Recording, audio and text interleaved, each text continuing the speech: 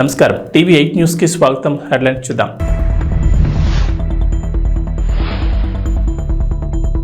Neat వ్యవహారంపై స్పందించిన తెలంగాణ ముఖ్యమంత్రి రేవంత్ రెడ్డి ఢిల్లీలో పలువురు కేంద్ర మంత్రులతో భేటీ.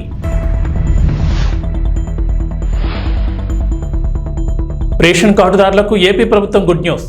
జూలై నెల నుంచి కందిపప్పు కూడా బియ్యంతో పాటుగా పంపిణీ చేయాలని చంద్రబాబు ఆదేశం.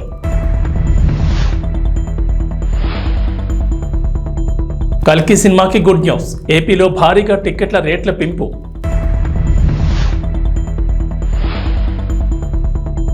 ఏపీ తెలంగాణకు వర్ష సూచన. పలు జిల్లాల్లో వర్షాలు, ఎల్లో అలర్ట్ జారీ. నీట్ వ్యవహారంపై సిట్టింగ్ జడ్జితో విచారణ జరిపించాలని తెలంగాణ ముఖ్యమంత్రి రేవంత్ రెడ్డి డిమాండ్ చేశారు. ఢిల్లీలో ఆయన వరుసగా కేంద్ర మంత్రులతో భేటీ అయ్యారు. రేపు మరికొందరు కేంద్ర మంత్రులను కలవనున్నారు. అలాగే నేడు ఆయన ఏఐసీసీ కార్యాలయానికి వెళ్లారు. నీట్ పరీక్ష అంశంపై మీడియా ప్రతినిధులు ఆయన ప్రశ్నించారు. ఈ సందర్భంగా ముఖ్యమంత్రి మాట్లాడుతూ ఏ ఒక్కరిపైనో కేసు వేసి క్లోజ్ చేసేందుకు సిబిఐ దర్యాప్తునకు ఆదేశించారని విమర్శించారు. కానీ జ్యుడిషియల్ విచారణ అవసరమన్నారు. ప్రధాని మోడీ విద్యార్థులకు భరోసా ఇవ్వడం లేదన్నారు. తెలంగాణకు సైనిక్ స్కూల్ కావాలని, ఇదే విషయమై తాను కేంద్ర మంత్రి రాజ్నాథ్ సింగ్ అడిగానన్నారు. ఆయన సానుకూలంగా స్పందించినట్లు చెప్పారు. రేవంత్ రెడ్డి కేంద్ర మంత్రి మనోహర్ లాల్ ఖట్టర్తోనూ భేటీ అయ్యారు. ఈ సందర్భంగా బిఎల్సీ మోడల్లో 2.70 లక్షల ఇళ్లు మంజూరు చేయాలని కేంద్ర మంత్రిని కోరారు. ఇళ్లను పీఎంఏవై కింద నిర్మిస్తామని తెలిపారు. అలాగే స్మార్ట్ సిటీ మిషన్ కాలపరిమితిని ఏడాది పాటు పొడిగించాలని కోరారు. రేషన్ కార్డుదారులకు ఏపీ ప్రభుత్వం గుడ్ న్యూస్ చెప్పింది. రేషన్ కార్డులు ఉన్నవారికి వచ్చే నెల నుంచి రేషన్ దుకాణాల్లో రాగులు కూడా పంపిణీ చేయనున్నారు. ఈ మేరకు పౌర సరఫరాల శాఖ నిర్ణయం తీసుకుంది. ప్రస్తుతం రాయలసీమలో మాత్రమే రేషన్ కార్డుదారులకు రాగులు పంపిణీ చేస్తున్నారు. జూలై నెల నుంచి రాష్ట్రమంతటా రాగులు పంపిణీ చేయనున్నారు. 3 కేజీల బియ్యానికి బదులుగా రాగులు పంపిణీ చేస్తారు. అలాగే సత్యసాయి, చిత్తూరు, తిరుపతి జిల్లా ప్రజలకు జూలై నుంచి జొన్నలు కూడా అందివ్వనున్నారు. ఒకవేళ రాగులు, జొన్నలు తీసుకునేందుకు రేషన్ కార్డుదారులు ఆసక్తి చూపని పరిస్థితుల్లో వాటికి బదులుగా బియ్యం ఇవ్వనున్నారు. మరోవైపు రేషన్ కార్డుదారులకు జూలై నుంచి బియ్యంతో పాటుగా కందిపప్పు, పంచదార కూడా ఇవ్వాలని ఇప్పటికే నిర్ణయం తీసుకున్నారు. బహిరంగ మార్కెట్లో కందిపప్పు ధర భారీగా ఉన్న నేపథ్యంలో సగటు మధ్యతరగతి జీవికి ఊరట కలిగించేలా రేషన్ షాపుల్లో సబ్సిడీ ధరకు కందిపప్పు ఇవ్వాలని ప్రభుత్వం నిర్ణయం తీసుకుంది. గడిచిన కొన్ని రోజులుగా ఏపీలో రేషన్ దుకాణాల ద్వారా కందిపప్పు పంపిణీ నిలిచిపోయింది. సీఎం చంద్రబాబు దృష్టికి ఈ విషయం రాగా జూలై నెల నుంచి కందిపప్పు కూడా బియ్యంతో పాటుగా పంపిణీ చేయాలని ఆదేశించారు. ఆంధ్రప్రదేశ్ డిప్యూటీ సీఎం పవన్ కళ్యాణ్ దీక్ష చేయబోతున్నారు. బుధవారం నుంచి వారాహి అమ్మవారి దీక్ష చేస్తారు. 11 రోజుల పాటు నిర్వహించే ఈ దీక్షలో పండ్లు, ద్రవాహారం మాత్రమే తీసుకుంటారు. గత ఏడాది జూన్ మాసంలో పవన్ కళ్యాణ్ వారాహి విజయయాత్ర చేపట్టిన సంగతి తెలిసిందే. ఆ యాత్ర సందర్భంలోనూ వారాహి అమ్మవారికి పూజలు నిర్వహించి దీక్ష చేపట్టారు. ఈసారి ఈ నెల 26వ తేదీ నుంచి 11 రోజుల పాటు దీక్షలో ఉంటారు. పవన్ కళ్యాణ్కు దైవభక్తి ఎక్కువని చెప్తారు. ఆయన వారాహి అమ్మవారిని పూజిస్తారు. ఎన్నికల ముందు కూడా రాష్ట్ర వ్యాప్తంగా యాత్ర చేసేందుకు సిద్ధం చేసుకున్న వాహనానికి కూడా వారాహి అని పేరు పెట్టిన సంగతి తెలిసిందే. ఆంధ్రప్రదేశ్ ఎన్నికల్లో ఘన విజయం సాధించడంతో ఈ ఏడాది కూడా దీక్ష చేపట్టబోతున్నారు. గతంలో కూడా ఆయన దీక్షలు చేపట్టారు. ఆయన గతంలో చాతుర్మాస దీక్షను చేశారు. 4 నెలల పాటు ఆయన ఈ దీక్షను కొనసాగించారు. ఆషాఢం, శ్రావణం, భాద్రపదం, ఆశ్వీజ మాసం కలిపి 4 నెలల పాటు దీక్షను చేశారు. చాతుర్మాస దీక్షలో ఉన్నంతకాలం ఆహార నియమాలు పాటించేవారు. మితంగా సాత్విక ఆహారాన్ని మాత్రమే స్వీకరించేవారు. అంతేకాదు పవన్ ఒక్కపూట మాత్రమే ఆహారం తీసుకునేవారు. సూర్యాస్తమైన తర్వాత కొద్దిగా పాలు, పండ్లు ఆహారంగా తీసుకునేవారు. అలాగే పవన్ కళ్యాణ్ దీక్షను విరమించే సమయంలో హోమాన్ని నిర్వహించేవారు. ఆంధ్రప్రదేశ్లో కూటమి ప్రభుత్వ పాలన మొదలైంది. గత వారం అసెంబ్లీ సమావేశాలు జరగా మంత్రులు, ఎమ్మెల్యేలు గత వారం అసెంబ్లీలో ప్రమాణాలు చేశారు. అయితే సోషల్ మీడియా వేదికగా డిప్యూటీ సీఎం పవన్ కళ్యాణ్ పై ఓ ప్రచారం జరుగుతోంది. ఆయన ఫోటోను ట్వీట్ చేస్తూ అసెంబ్లీలో నిద్రపోతున్నారంటూ కొందరు ట్రోల్ చేస్తున్నారు. అయితే యువగళం పేరుతో ఓ యూట్యూబ్ ఛానల్ ఉంది. అయితే ఆ ఛానల్లో కూడా పవన్ కళ్యాణ్ టార్గెట్ చేస్తూ వీడియోలు చేశారు. అయితే ఈ యూట్యూబ్ ఛానల్కు టీడీపీకి లింక్ ఉందంటూ ప్రచారం జరుగుతోంది. ఈ క్రమంలో టీడీపీ ఎక్స్ వేదికగా స్పందించింది. జగన్ రెడ్డి పడేసే డబ్బుల కోసం నడుపుతున్న పేజీలు, ఛానల్స్ ఇవి. యువగళం అనే యూట్యూబ్ ఛానల్ టీడీపీకి అనుకూలం అనే విధంగా ఐపాక్ వాళ్ళతో మొదలుపెట్టించారు. గతంలో చంద్రబాబు తిడుతూ ఈ ఛానల్లో వీడియోలు పెట్టారు. ఇప్పుడు జనసేన అధినేత పవన్పై ఫేక్ వీడియోలు చేసి అది టీడీపీ వేసింది అనే విధంగా జనసేనకు అనుకూలంగా అనే విధంగా మరో ట్విట్టర్ పేజీలో పోస్ట్ చేశారు. 2 పార్టీల మధ్య అపోహలు సృష్టించడానికి ఒక పెద్ద కుట్రకు తెరతీశారంటూ మండిపడ్డారు. యువకాలం అనే యూట్యూబ్ ఛానల్తో టీడీపీకి ఎలాంటి సంబంధం లేదు. ఎన్నికల ముందు వరకు ఆ ఛానల్లో టీడీపీకి వ్యతిరేకంగా వీడియోలు పెట్టారు. ఇలా పార్టీల మధ్య, కులాల మధ్య, ప్రాంతాల మధ్య, సినిమా ఫ్యాన్స్ మధ్య కుట్రలు చేసే నీచ బుద్ధి ఈ దేశంలో జగన్ రెడ్డి ఒక్కరికే ఉంది. దయచేసి ఇలాంటి ఫేక్ వార్తలు నమ్మొద్దని, ఇలాంటి వాటిపై త్వరలోనే చట్టపరమైన చర్యలు తీసుకుంటామని చెప్పారు. ఎవరెన్ని కుట్రలు చేసినా ఈ రాష్ట్ర భవిష్యత్తు కోసం రాష్ట్రం నుంచి సైకోగాళ్లను శాశ్వతంగా తరిమేసేదాకా టీడీపీ, జనసేన మైత్రి కొనసాగుతూనే ఉంటుందంటూ ట్వీట్ చేశారు. ఈ విధంగా ఆలోచన చేసేటువంటి చంద్రబాబు నాయుడు గారికి, పవన్ కళ్యాణ్ గారికి కూడా మనకు ధన్యవాదాలు చెప్పి, వారు ఏ ఆలోచనతో ఇచ్చారో దాన్ని సబూగా జరిపించడం కోసం మనందరూ కూడా ప్రయత్నం చేయవలసినటువంటి ధన్యవాదాలు చెప్పి, వారు ఏ ఆలోచనతో ఇచ్చారో దాన్ని సబూగా చెప్పి, వారు ఏ ఆలోచనతో ఇచ్చారో దాన్ని ఏపీ ముఖ్యమంత్రి తెలుగుదేశం పార్టీ అధినేత నారా చంద్రబాబు నాయుడు తెలుగు తమిళకు శుభవార్త చెప్పారు. గత ప్రభుత్వ హయాంలో అధికారం ఉందనే అహంకారంతో విర్రవీగి టీడీపీ నేతల్ని కార్యకర్తల్ని వేధించిన వైఎస్ఆర్సీపీ నేతల్ని టీడీపీలోకి తీసుకునేది లేదని తేల్చి చెప్పారు. గత ప్రభుత్వంలో టీడీపీకి నష్టం చేసిన వారిని, అలాగే చట్టవిరుద్ధంగా వ్యవహరించిన వారిని వదిలేది లేదన్నారు. ఇప్పుడు మనకు అధికారం వచ్చిందని సొంత లాభం కోసం ఇప్పుడు పార్టీలోకి వచ్చే వారి విషయంలో జాగ్రత్తగా ఉండాలన్నారు. టీడీపీ ఎమ్మెల్యేలు, నియోజకవర్గ ఇన్ఛార్జీలు, పరిశీలకులు, ముఖ్య నేతలతో చంద్రబాబు టెలికాన్ఫరెన్స్ లో మాట్లాడారు. అన్యాయం చేసిన వారిని ఉపేక్షించేది లేదని, ప్రజలు నమ్మి అద్భుతమైన విజయాన్ని అందించారని, ఆ నమ్మకాన్ని నిలబెట్టుకోవాలని సూచించారు చంద్రబాబు. పొత్తులో భాగంగా 31 మంది ఇన్ఛార్జీలకు సీట్లు ఇవ్వలేకపోయామని, అయినా వారు ఎన్డీఏ గెలుపు కోసం పనిచేశారని గుర్తు చేశారు. ఎన్నికల్లో ఏకంగా 57% ఓట్లు సాధించామని, 93% స్ట్రైక్ రేట్తో గెలిచామని గుర్తు చేశారు. 2029 ఎన్నికలకు కూడా ఇప్పటి నుంచే ప్రణాళికలు సిద్ధం చేసుకోవాలని సూచించారు. పోలీస్ శాఖ హెచ్చరికల పేరుతో సోషల్ మీడియాలో వైరల్ అవుతున్న వార్తలపై హైదరాబాద్ పోలీసులు స్పందించారు. నగరంలో దుకాణాలన్నీ రాత్రి 10:30 లేదా 11 గంటలకే మూసేయాలంటూ వస్తున్న వార్తలను పోలీసులు ఖండించారు. ఆ వార్తలు పూర్తిగా అబద్ధమంటూ హైదరాబాద్ పోలీసులు తమ అధికారిక ట్విట్టర్ ఖాతాలో పోస్ట్ చేశారు. దుకాణాలు, సంస్థలు మూసేసే సమయాలు ప్రస్తుతం అమల్లో ఉన్న నిబంధనల ప్రకారమే కొనసాగుతాయని, ఇది అందరూ గమనించాలని హైదరాబాద్ పోలీసులు తెలిపారు. అయితే హైదరాబాద్లో నెలకొన్న ప్రస్తుత పరిస్థితుల్లో సీఎం రేవంత్ రెడ్డి పోలీస్ శాఖకు కీలక ఆదేశాలు చేశారని, ముఖ్యమంత్రి ఆదేశాల మేరకు నగరవాసులకు పోలీసులు హెచ్చరికలు జారీ చేశారంటూ సోషల్ మీడియాలో ఓ పోస్టు వైరల్గా మారింది. ఈ పోస్టులో బహిరంగ ప్రదేశాల్లో మద్యం తాగొద్దని, రోడ్లపై అల్లర్లు సృష్టించొద్దని, అనుమానాస్పద వ్యక్తులకు లిఫ్ట్ ఇవ్వొద్దని పోలీసులు హెచ్చరికలు జారీ చేసినట్లుగా ఉంది. వీటితో పాటు నగరంలో దుకాణాలు రాత్రి 10:30 నుండి 11 గంటల లోపే మూసేయాలన్న నిబంధన కూడా ఉంది. గంజాయి సరఫరాదారులను, గంజాయి తీసుకునే వారిని వదిలిపెట్టేది లేదని, అర్ధరాత్రి జులైగా ఎవరైనా తిరిగితే కఠిన చర్యలు తీసుకుంటామంటూ హెచ్చరికలు జారీ చేసినట్లుగా పోలీసు లోగోతో పాటు సీఎం రేవంత్ రెడ్డి ఫోటోతో ఉన్న పోస్టర్ సోషల్ మీడియాలో వైరల్ అవుతోంది. అయోధ్య రామాలయం ప్రాణ ప్రతిష్ఠ జరిగి 6 నెలలు కూడా గడవకముందే ఆలయ పైకప్పు లీక్ అవుతోంది. శనివారం అర్ధరాత్రి అయోధ్యలో కురిసిన తొలి భారీ వర్షానికి నీళ్లు గర్భగుడిలో ప్రవేశించాయి. ఇందుకు సంబంధించిన ఫోటోలు బయటకు వచ్చాయి. కాగా నీరు లీక్ అవుతోందని ఆలయ ప్రధాన పూజారి ఆచార్య సత్యేంద్ర దాస్ సోమవారం వెల్లడించారు. దేశం నలుమూల నుంచి వచ్చిన ఇంజనీర్లు రామాలయాన్ని నిర్మిస్తున్నారని, అయినప్పటికీ నీళ్లు లీక్ కావడం ఆశ్చర్యానికి గురిచేస్తుందని అన్నారు. ఆలయ నిర్మాణంలో నిర్లక్ష్యంగా వ్యవహరించారని, గుడి ప్రాంగణంలోకి చేరిన నీరు బయటకు వెళ్లే మార్గం కూడా లేకుండా నిర్మించారని సత్యేంద్రదాస్ అన్నారు. రామ్లల్లా ముందు పూజారి కూర్చునే చోట వీఐపీలు దర్శనం చేసుకునే స్థలంలో నీరు లీక్ అవుతుందని పేర్కొన్నారు. వర్షం కురవడం ఎక్కువైతే లోపల కూర్చుని పూజ చేయడం కూడా ఇబ్బందేనని ఆయన పేర్కొన్నారు. నీళ్లు ఇలా ఎందుకు లీక్ అవుతున్నాయని, అంతమంది పెద్ద ఇంజనీర్ల సమక్షంలో నిర్మించిన ఆలయంలో ఇలా జరగడం ఏంటని ఆయన ప్రశ్నించారు. ఈ సమస్యకు తక్షణమే పరిష్కరించాలని ఆలయ అధికారులకు విజ్ఞప్తి చేశారు. గ్రామంలోని ప్రజా సమస్యలను పరిష్కారం చేస్తామని కడప జిల్లా పోరుమామిళ్ల మండల తహసీల్దార్ శిరీష్ అన్నారు. కడప జిల్లా పోరుమామిళ్ల మండలం రంగసముద్రం గ్రామ సర్వే నెంబర్ 570/1, 570/2లలో భూమికి సంబంధించి నరసింగపల్లె గ్రామానికి చెందిన రైతులు గత 2 రోజుల క్రితం ఘర్షణ పడ్డారు. ఈ విషయంపై మండల తహసీల్దార్ శిరీష, రెవెన్యూ ఇన్స్పెక్టర్ సుధాకర్ రెడ్డి, మండల సర్వేయర్ జానీ మరియు రెవెన్యూ సిబ్బంది ఆ గ్రామాన్ని సందర్శించి భూమిని పరిశీలించి భూమి హద్దులు నిర్ధారించి గ్రామస్తులతో మాట్లాడారు. ఈ మేరకు తహసీల్దార్ శిరీష రెవెన్యూ రికార్డు ప్రకారం జిల్లా కలెక్టర్ విజయరామరాజుకు విచారణ నివేదిక సమర్పించారు.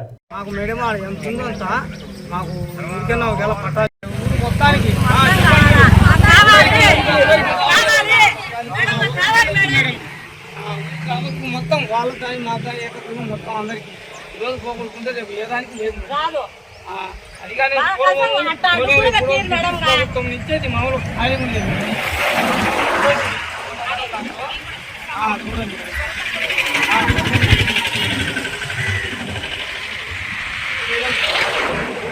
పట్టణాలలో లేదు. అటువంటి ఇదే పొలాలతో పొలాలను పోతానే ఉండదు. పోతాను కానీ వాళ్ళ పట్టాలే అని చెప్తాం. నాకేం మాకు దారి చెప్పండి.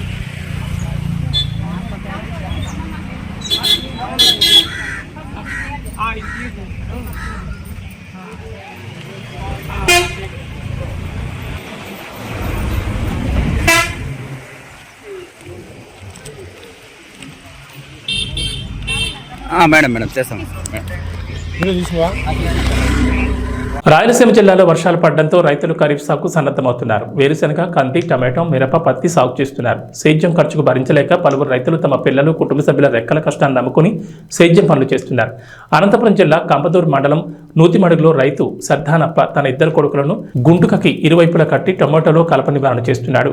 ట్రాక్టర్, ఎద్దుల సేద్యం ఖర్చులు భరించలేక తన కొడుకులు 10వ తరగతి చదివే రాణా ప్రతాప్, ఇంటర్ చదువుతున్న కార్తీకులను గుంటకకి కట్టి కలప నివారణ చేయడం రాయలసీమ రైతు దీనస్థితికి అద్దం పడుతోంది. ఎకరా పొలంలో సేద్యం, కలప నివారణ చేయాలంటే 10,000 ఖర్చు అవుతుందని రైతులు ఆవేదన చెందుతున్నారు.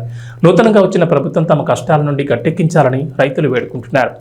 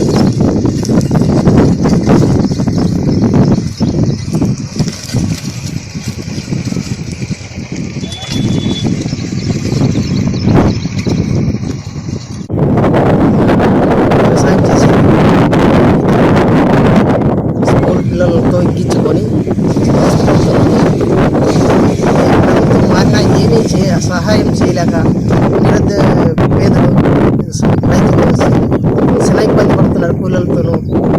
ఏదైనా ప్రభుత్వాలు మారుతున్నాయి కానీ ఎవరు సాయం చేసేటట్టు లేరు. ఇప్పటికైనా ప్రభుత్వమైనా సాయం చేస్తామని కోరుతున్నాను. కూలీల్లో పెట్టుబడి పెట్టలేక శాతకాక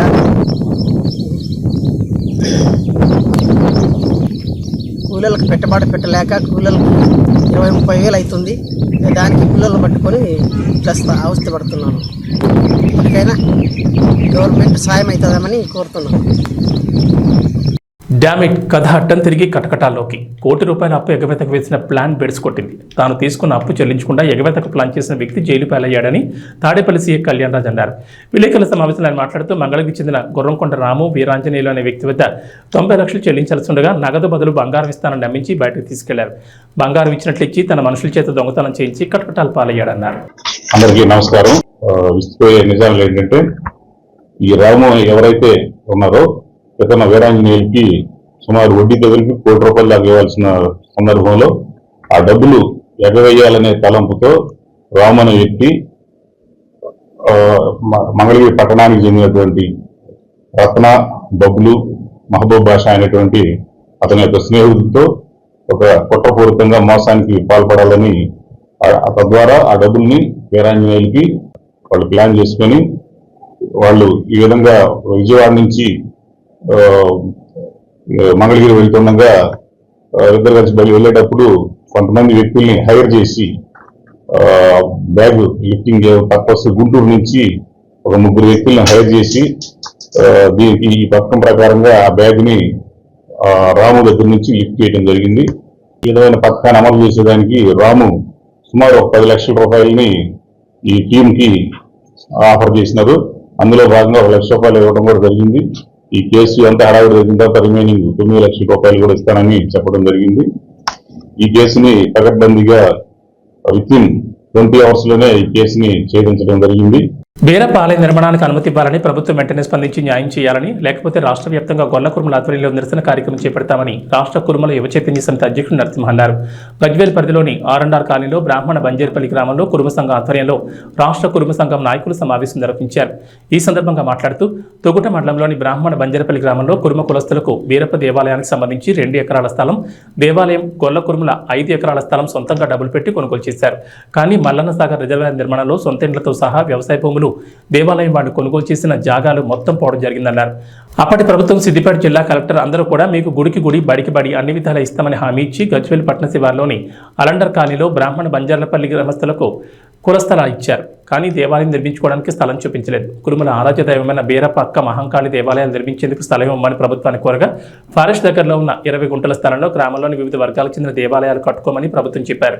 కానీ ఆ 20 గుంటల స్థలంలో కురుమల ఆరాధ్య దైవమైన బీరప్ప దేవాలయం నిర్మించుకుంటామని, ఎట్టి పరిస్థితుల్లో దీన్ని వదులుకోబోమని ప్రభుత్వం వెంటనే స్పందించి న్యాయం చేసి దేవాలయాలు కట్టుకునేందుకు అనుమతినివ్వాలని, లేకపోతే రాష్ట్ర వ్యాప్తంగా గొల్ల కురుమల ఆధ్వర్యంలో నిరసన కార్యక్రమం చేపడతామని డిమాండ్ చేశారు. ఈ కార్యక్రమంలో ఉపాధ్యక్షుడు వెంకటేష్, ప్రధాన కార్యదర్శి మేస సత్యనారాయణ, లకుడారం సర్పంచ్ కందూరి ఐలయ్య, కొడకండ్ల మాజీ ఎంపీటీసీ అంజయ్య, కురుమ సంఘం నాయకులు పాల్గొన్నారు. ముంపు ప్రాంతాలకు ఏదైతే హామీ ఇచ్చి గత ప్రభుత్వం వారి స్థావరాలను తొలగించి వేరే స్థావరం ఏర్పాటు చేసిందో అందులో భాగంగా మీ భూములకు భూములు, ఇండ్లకు ఇండ్లు, గుడికి గుడి, బడికి బడి అని చెప్పి ఆ రోజు తన భూములను లాక్కొని వాళ్ళను పక్కకు పంపించడం జరిగింది. సరే పక్కకి ఇచ్చిర్రు, భూములకు భూములు ఇస్తామన్నారు, మా గుడికి గుడి ఇస్తామన్నారు. ఏది అని ఇక్కడి కులస్తులు గ్రామ సర్పంచ్ని అడిగినప్పుడు కొంత స్థావరాన్ని చూపెట్టడం జరిగింది. అది ఒక లెవెల్ లేకుండా ఉన్న భూమిని చూపెడితే ఈరోజు కొంత కష్టపడి ఆర్థికంగా ఖర్చు పెట్టుకొని దాన్ని ఒక లెవెల్ చేసుకొని ఇవాళ దేవుడా మేము అన్ని కోల్పోయినాం, ఈరోజు నువ్వే దిక్కని మొక్కుదాం అనుకున్న సమయానికి ఈ జాగను కూడా మీకు ఎటువంటి చట్టబద్ధత లేదు, మీకు పట్టాలు లేవు, ఇందులో గ్రామానికి సంబంధించింది వివిధ గ్రామ దేవతలను కూడా నెలకొల్పుతామని మాది సుమారు 7 ఎకరాల భూమి బీరప్ప గుడిది మల్లన్న సాగర్ ముంపు గ్రామంలో పోయినటువంటి గ్రామాన్ని ఇక్కడ గజ్వేల్లోని R&R కాలనీలో కేటాయించి ఇండ్లు అక్కడి నుంచి ముంపు ప్రాంతంలో గత ప్రభుత్వంలో ఏదైతే కుర్మలు ఉన్నారో ఆ కుర్మలు ఇళ్లకు ఇల్లు ఇచ్చి గుళ్ళకు గుళ్ళు, బళ్ళకు బళ్ళ అని చెప్పి కార్యక్రమంని ఆ రోజు మొదలుపెట్టి గత ప్రభుత్వం ఏదైతే ఇక్కడికి తరలించడం జరిగింది. అందులో బీరప్ప గుడి 2 ఎకరాల విస్తీర్ణంలో కన్నా పెద్ద మర్రిచెట్టు గల బీరప్ప గుడిగా ఉండే, అదేవిధంగా ఒక 5 ఎకరాల గ్రామంలో ఉన్నటువంటి అందరూ కుటుంబాలంతా కలిసి గొర్రెలకు మేకలకు షెడ్డుకు కొనుక్కున్నటువంటి భూమి ఇవన్నీ కూడా కోల్పోవడం జరిగింది గత ప్రభుత్వం హయాంలో. అయితే గత ప్రభుత్వం ఇక్కడికి వీళ్ళని తరలించడం జరిగింది. ఏదైతే మల్లన్న సాగర్ ప్రాజెక్టులో భాగంగా ఇక్కడ వీళ్లకు మా కులాదైవం ఏంటంటే బీరప్ప గుడి అనేది మా కులాదైవం దేవుడు. కాబట్టి అప్పుడు తౌట మండలంలో ఉన్నటువంటి బ్రాహ్మణ బంజేర్పల్లి అప్పుడు ప్రభుత్వం మల్లన్న సాగర్ ప్రాజెక్టులో భాగంగా ఆ గుడి అక్కడ ఉన్నటువంటి భూములను కోల్పోయి ఎంతో వాళ్ళు పేదవారిగా మిగిలినారు. అక్కడ ఉన్నటువంటి భూములు మల్లన్న సాగర్కి తీసుకుంటే పక్కనున్న గ్రామాలు ప్రజలు ఎంతో మంది మేలు జరిగింది. వాళ్ళ భూములు పోతే పక్క గ్రామాలు జిల్లాలను దాటిపోయి అక్కడ మల్లన్న సాగర్ ప్రాజెక్టు వల్ల ఎంతో మంది సుఖపడుతురు, ఎంతో పంటలు పండించుకుంటారు. కానీ అలా ప్రాజెక్టులో పోయినటువంటి మా కుర్మకులస్తులైనటువంటి వీళ్లకు అన్యాయం జరిగింది.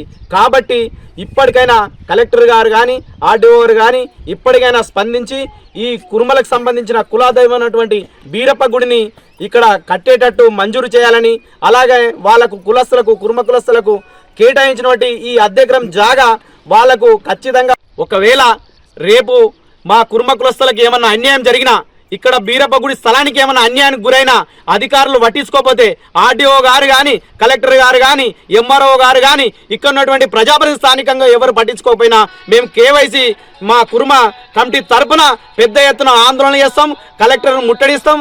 మేము స్థాన ఉధృతం చేసి పోరాటం చేసి మా కుర్మ కులస్తులైనటువంటి భూమి మేము దక్కించుకునేటట్టు మేము ముందుంటామని ఈ సందర్భంగా తెలియజేసుకుంటున్నాం. రెబల్ స్టార్ ప్రభాస్ నాగాశ్విన్ కాంబోలో వస్తున్న కల్కి 2898 ఏడీ చిత్రం రిలీజ్ దగ్గర పడుతోంది. మరో 2 రోజుల్లో విడుదల కానున్న ఈ చిత్రంపై భారీ అంచనాలున్నాయి.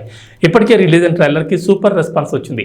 భారీ యాక్షన్ ఎంటర్టైనర్ గా రాబోతున్న ఈ చిత్రానికి గుడ్ న్యూస్ ఇచ్చింది ఏపీ సర్కార్. ఆంధ్రప్రదేశ్లో కల్కి టికెట్ల రేట్ల పెంపు విషయంలో కీలక నిర్ణయం తీసుకుంది. సింగిల్ స్క్రీన్లకు 75, మల్టీప్లెక్స్లకు 125 వరకు టికెట్ రేట్లు పెంచుకునేందుకు అనుమతులు ఇచ్చింది ఏపీ ప్రభుత్వం. అంతేకాకుండా అదనపు షోలకు కూడా పర్మిషన్ ఇచ్చింది. ప్రతి థియేటర్లో 5 షోలు వేసుకునేందుకు అనుమతించింది. దీంతో గత 5 ఏళ్లలో ఏ సినిమాకి లేనంతగా అదనపు టికెట్ ధర కల్కికి దక్కింది. ఈ మేరకు ఉత్తర్వులు జారీ చేసింది ఏపీ ప్రభుత్వం. ఆంధ్రప్రదేశ్లో ఈ చిత్రం అడ్వాన్స్ బుకింగ్స్ మంగళవారం నాడు ఓపెన్ అవుతాయి. ఇటీవల తెలంగాణ ప్రభుత్వం కూడా కల్కి టికెట్ రేట్ల పెంపునకు అనుమతులు ఇచ్చిన సంగతి తెలిసిందే. ఈ నెల 27 నుంచి జూలై 4 వరకు ఈ టికెట్ రేట్లు పెంచుకునేందుకు పర్మిషన్ ఇచ్చింది రేవంత్ సర్కార్. మొత్తం 8 రోజుల పాటు ఈ టికెట్ ధరలు పెంచుకునేందుకు వెసులుబాటు ఇచ్చింది.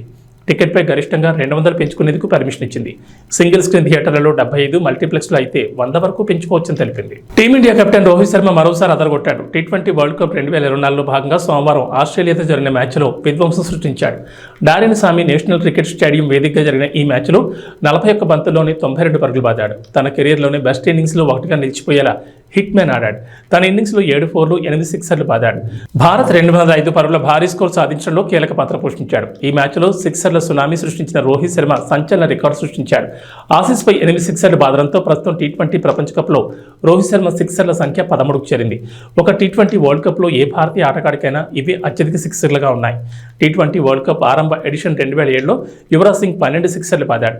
ఆ రికార్డు రోహిత్ ప్రస్తుత టోర్నీలో అధిగమించాడు. కాగా 2007 టోర్నీలో యువరాజ్ 12 సిక్సర్లు బాదగా అందులో 6 సిక్సర్లు ఇంగ్లాండ్ పేసర్ స్టూవర్ట్ బ్రాడ్ వేసిన ఒకే ఓవర్లో రావడం విశేషం. ఇక వాతావరణ విషయానికి వస్తే తెలంగాణలో ప్రస్తుతం రెగ్యులర్గా వర్షాలు కురవడం లేదు. వర్షాకాలం సగం సీజన్ అయిపోతున్నా అడపాదడప మాత్రమే వర్షాలు కురుస్తున్నాయి. విత్తనాలు విత్తిన రైతులు వర్షం కోసం ఎదురు చూస్తున్నారు. వరుణుడి కరుణ కోసం ఆకాశం వైపు ఆశగా చూస్తున్నారు. ఈ నేపథ్యంలో హైదరాబాద్ వాతావరణ కేంద్రం అధికారులు రైతన్నలకు శుభవార్త చెప్పారు. నేటి నుంచి మరో 3 రోజుల పాటు రాష్ట్రంలో వర్షాలు కురుస్తాయన్నారు. ప్రస్తుతం నైరుతి రుతుపవనాలు రాష్ట్రమంతటా విస్తరించున్నాయి. ఈ పవనాలతో పాటు ద్రోణి ప్రభావంతో రాష్ట్రంలో తేలికపాటి నుంచి కొన్ని చోట్ల భారీ వర్షాలు కురుస్తాయన్నారు. అటు ఏపీలో కూడా అక్కడక్కడ వర్షాలు కొనసాగుతున్నాయి. రుతుపవనాల ప్రభావంతో పార్వతీపురం, మన్యం, అల్లూరు సీతారామరాజు జిల్లాల్లో అక్కడక్కడ పిడుగులతో కూడిన తేలికపాటి నుంచి మోస్తరు వర్షాలు కురిసే అవకాశం ఉందని విపత్తుల సంస్థ ఎండీ రోణంకి కూర్మానాథ్ పేర్కొన్నారు. అలాగే శ్రీకాకుళం, విజయనగరం, పార్వతీపురం, మన్యం, అల్లూరు సీతారామరాజు, విశాఖపట్నం, అనకాపల్లి, కాకినాడ, డాక్టర్ బిఆర్ అంబేద్కర్ కోనసీమ, తూర్పుగోదావరి, పశ్చిమ గోదావరి, ఏలూరు, కృష్ణా, ఎన్టీఆర్, గుంటూరు, బాపట్ల, పల్నాడు, ప్రకాశం, నెల్లూరు, చిత్తూరు, తిరుపతి, కడప, అన్నమయ్య జిల్లాలో అక్కడక్కడ పిడుగులతో కూడిన తేలికపాటి వర్షాలు కురిసే అవకాశం ఉందన్నారు. ఇవి బులెటిన్ విశేషాలు. నమస్కారం.